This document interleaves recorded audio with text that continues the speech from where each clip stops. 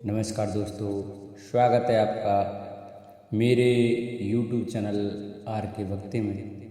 भक्तों, आज हम आपको शनिवार व्रत की कथा सुनाएंगे, जिसमें कि राजा विक्रमादित्य की कहानी का वर्णन है।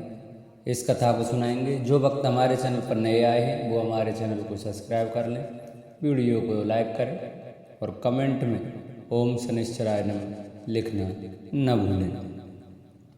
आइए कथा को प्रारंभ करते हैं। एक समय में स्वर्गलोक में सबसे बड़ा कौन के प्रश्न पर 9 ग्रहों में वाद विवाद हो गया। यह विवाद इतना बड़ा कि आपस में भयंकर युद्ध की स्थिति बन गई। निर्णय के लिए सभी देवता देवराज इंद्र के पास पहुंचे और बोले, हे देवराज, आपको निर्णय करना होगा कि हम में से सबसे बड़ा कौन है। देवताओं का प्रश्न सुन इंद्र उलझन में पड़ गए। फिर उन्होंने सभी को पृथ्वी लोक में उज्जैनी नगरी में राजा विक्रमादित्य के पास चलने का सुझाव दिया। उज्जैनी पहुंचकर जब देवताओं ने अपना प्रश्न राजा विक्रमादित्य से पूछा तो वह भी कुछ देर के लिए परेशान हो उठे, क्योंकि सभी देवता अपनी अपनी शक्तियों के कारण महान थे। किसी को भी छोटा या बड़ा कह देने से उनके क्रोध के प्रकोप से भयंकर हानि पहुंच सकती थी। अचानक राजा विक्रमादित्य को एक उपाय सूझा और उन्होंने विभिन्न धातुओं सोना, चांदी, कांसा, तांबा, सीसा, रांगा, जस्ता, अब्रक व लोहे के 9 आसन बनवाए। धातुओं के गुणों के अनुसार सभी आसनों को एक दूसरे के पीछे रखवा कर उन्होंने सभी देवताओं को अपने अपने सिंहासन पर बैठने को कहा। देवताओं को बैठने के बाद राजा विक्रमादित्य ने कहा, आपका निर्णय तो स्वयं हो गया। जो सबसे पहले सिंहासन पर विराजमान वही सबसे बड़ा। राजा विक्रमादित्य के निर्णय को सुनकर शनि देवता ने सबसे पीछे आसन पर बैठने के कारण अपने को छोटा जानकर क्रोधित होकर कहा, हे राजन, तुमने मुझे सबसे पीछे बैठाकर मेरा अपमान किया है। तुम मेरी शक्तियों से परिचित नहीं हो, मैं तुम्हारा सर्वनाश कर दूंगा। शनिदेव ने कहा, सूर्य एक राशि पर 1 महीने, चंद्रमा 2.25 दिन, मंगल 1.5 महीने, बुध और शुक्र 1 महीने, बृहस्पति 13 महीने रहते हैं, लेकिन मैं किसी भी राशि पर 7.5 वर्ष तक रहता हूँ। बड़े बड़े देवताओं को मैंने अपने प्रकोप से पीड़ित किया है। अब तू भी मेरे प्रकोप से नहीं बच सकेगा।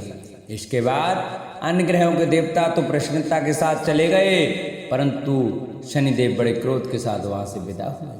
विक्रमादित्य से बदला लेने के लिए एक दिन शनिदेव ने घोड़े के व्यापारी का रूप धारण किया और बहुत से घोड़ों के साथ उज्जैनी नगरी पहुंचे। राजा विक्रमादित्य ने राज्य में किसी घोड़े के व्यापारी के आने का समाचार सुना तो अपने अश्वपाल को कुछ घोड़े खरीदने को भेजा। घोड़े बहुत कीमती थे। अश्वपाल ने जब वापस लौटकर इस बारे में राजा विक्रमादित्य को बताया तो वह खुद आकर एक सुंदर और शक्तिशाली घोड़ा पसंद किया। घोड़े की चाल देखने के लिए राजा जैसे इस घोड़े पर सवार हुए, वह बिजली की गति से दौड़ पड़ा। तेजी से दौड़ता हुआ घोड़ा राजा को दूर एक जंगल में ले गया और फिर वहां राजा को गिराकर गायब हो गया। राजा अपने नगर लौटने के लिए जंगल में भटकने लगा, पर उन्हें कोई रास्ता नहीं मिला। राजा को भूख प्यास लगाई। बहुत घूमने पर उसे एक चरवाहा मिला। राजा ने उससे पानी मांगा। पानी पीकर राजा ने उस चरवाहे को अपनी अंगूठी दे दी और उससे रास्ता पूछकर जंगल से निकलकर पास के नगर में चला गया। नगर पहुंचकर राजा एक सेठ की दुकान पर बैठकर कुछ देर आराम किया। राजा के कुछ देर दुकान पर बैठने से सेठ जी की बहुत बिक्री हुई। सेठ ने राजा को भाग्यवान समझा और उसे अपने घर भोजन पर ले गया। सेठ के घर में सोने का एक हार खूंटी पर लटका हुआ था। राजा को उस कमरे में छोड़कर सेठ कुछ देर के लिए बाहर चला गया। तभी एक आश्चर्य घटना घटी। राजा के देखते देखते सोने के उस हार को खूंटी निगल गई। सेठ ने जब हार गायब देखा तो उसने चोरी का संदेह राजा पर किया और अपने नौकरों से कहा कि इस परदेशी को रस्सियों से बांधकर नगर के राजा के पास ले चलो। राजा ने विक्रमादित्य से हार के बारे में पूछा तो उसने बताया कि खूंटी ने हार को निगल लिया है। इस पर राजा क्रोधित होकर चोरी करने के अपराध में विक्रमादित्य के हाथ पांव काटने का आदेश दे दिया। सैनिकों ने राजा विक्रमादित्य के हाथ पांव काटकर उसे सड़क पर छोड़ दिया। कुछ दिन के बाद एक तेली उसे उठाकर अपने घर ले गया और उसे कोलू पर बैठा दिया। राजा आवाज देकर बैलों को हाँकता रहता। इस तरह तेली का बैल चलता रहा और राजा का भोजन मिलता रहा। शनि के प्रकोप की 7.5 पूरी होने पर वर्षा ऋतु प्रारंभ हुई। एक रात विक्रमादित्य मेघमल्हार गा रहा था, तभी नगर की राजकुमारी मोहिनी रथ पर सवार होकर उस घर के पास से गुजरी।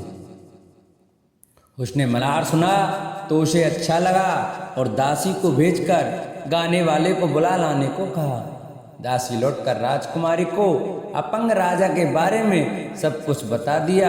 राजकुमारी उसके मेघमल्हार से बहुत मोहित हुई और सब कुछ जानते हुए भी उसने अपंग राजा से विवाह करने का निश्चय किया।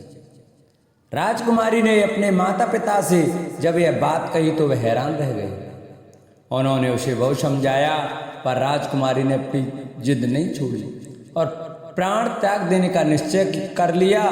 आखिरकार राजा रानी को विवश होकर अपंग विक्रमादित्य से राजकुमारी का विवाह करना पड़ा। विवाह के बाद राजा विक्रमादित्य और राजकुमारी तेली के घर में रहने लगे। उसी रात स्वप्न में शनिदेव ने राजा से कहा, राजा तुमने मेरा प्रकोप देख लिया, मैंने तुम्हें अपने अपमान का दंड दिया है। राजा ने शनिदेव से क्षमा मांगने को कहा और प्रार्थना की, हे शनिदेव आपने जितना दुख मुझे दिया अन्य किसी को न देना।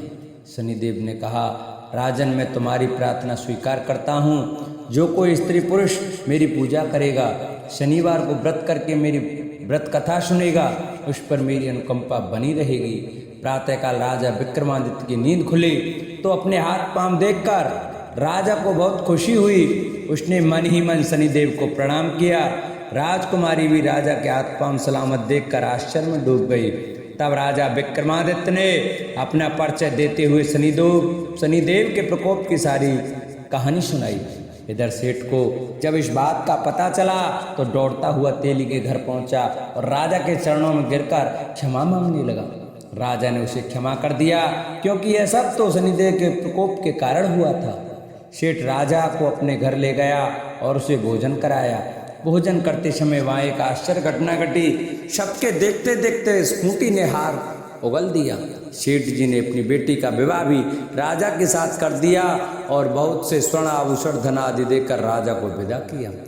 राजा विक्रमादित्य राजकुमारी मोहिनी और सेठ की बेटी के साथ उज्जैनी पहुँचे तो नगरवासियों ने हर्ष के साथ उनका स्वागत किया। अगले दिन राजा विक्रमादित्य ने पूरे राज्य में घोषणा करवाई कि शनिदेव सब देवों में सर्वश्रेष्ठ हैं। प्रत्येक स्त्री पुरुष शनिवार को उनका व्रत करें और व्रत कथा अवश्य सुनें। राजा विक्रमादित्य की घोषणा से शनिदेव बहुत प्रसन्न हुए। शनिवार का व्रत करने और व्रत कथा सुनने के कारण सभी लोगों की मनोकामनाएं शनिदेव की अनुकंपा से पूरी होने लगीं। सभी लोग आनंद पूर्वक रहने लगे। बोलो शनिदेव भगवान की जय। जिन भक्तों को हमारी कथा और वीडियो अच्छी लगी हो वो हमारी वीडियो को ज़्यादा से ज़्यादा शेयर करें, जिससे कि और भी भक्त हमारी कथा को सुन सकें और शनिदेव के प्रकोप से बच सकें। और जो भक्त हमारे चैनल पर नए आए हैं वो हमारे चैनल को सब्सक्राइब कर लें, वीडियो को लाइक करें और कमेंट में ओम शनिश्चराय नमः लिखना न भूलें।